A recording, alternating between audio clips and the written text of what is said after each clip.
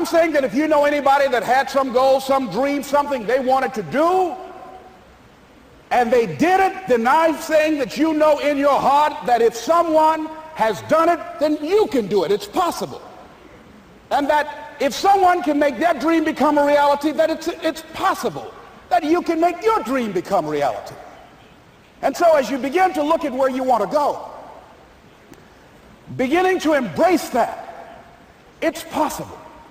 I'm blessed and highly favored. I've got a lot going for me. I got some good stuff in me. And it's possible that I can bring my greatness out here in the universe. That I can do what I want to do. It's possible I can write my own book. I can have my own business. I can take the trip and travel around the world. It's possible. I can bounce back from adversity and reinvent my life. It's possible. Regardless of where I am, the things can get better for me. It's possible.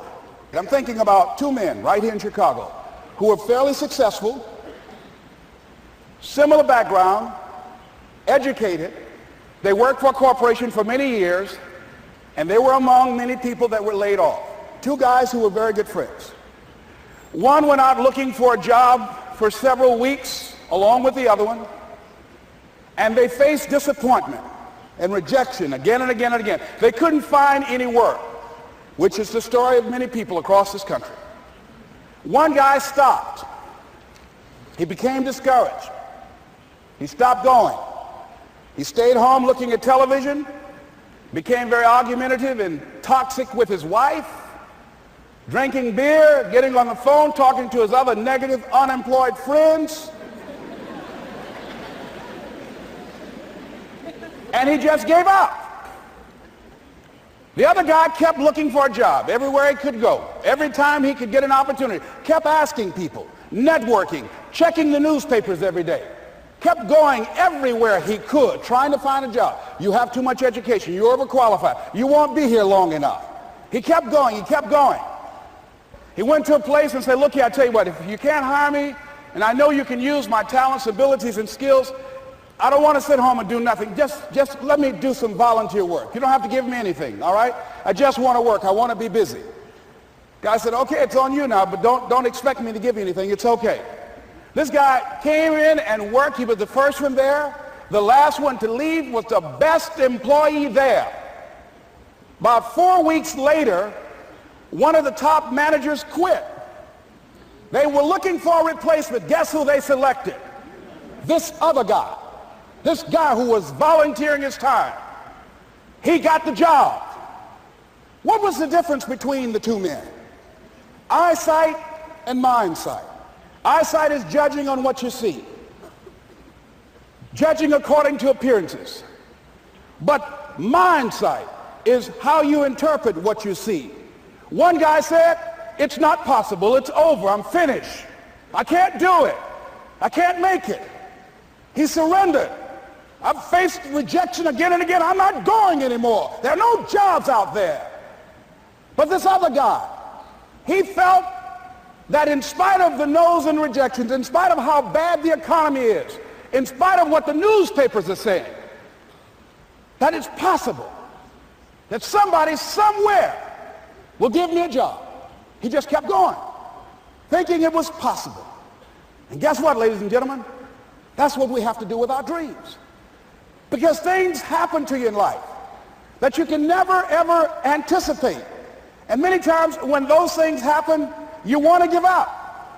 I remember when I was in broadcasting, when I was a disc jockey, I became very controversial, not only being a disc jockey, but I felt that radio was something that you not only entertain people with, but you also empower them, you educate them.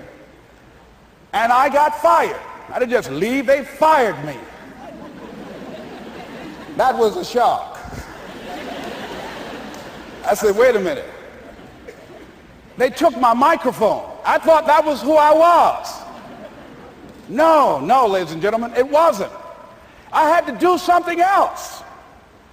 And I didn't know what else I could do.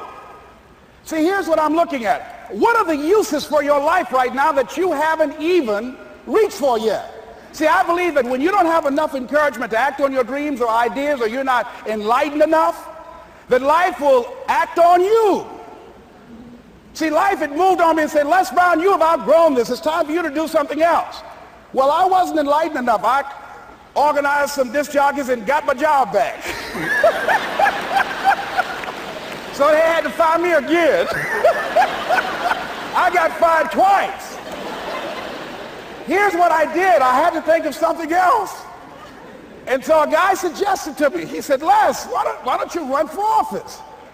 I said, man, I've never run for office. I've never known anything about how to operate in the political arena. I've heard encourage people to register to vote and get out to vote, but I don't know anything about politics. He said, well, neither do the people who run for office all the time.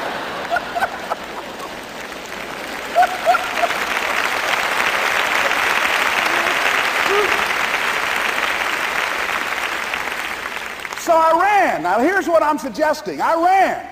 You got to do what you can where you are with what you have. I didn't have any money. I didn't know anything about the political process. I didn't even have any support. But here's what the guy told me. It's possible you could win. That's all I had. I was running against an endorsed candidate. He was an incumbent. He had the newspaper support, all of the leadership in the community, and I was challenging this guy. So I had a saying when I was on radio, stand up for what you believe in because you can fall for anything.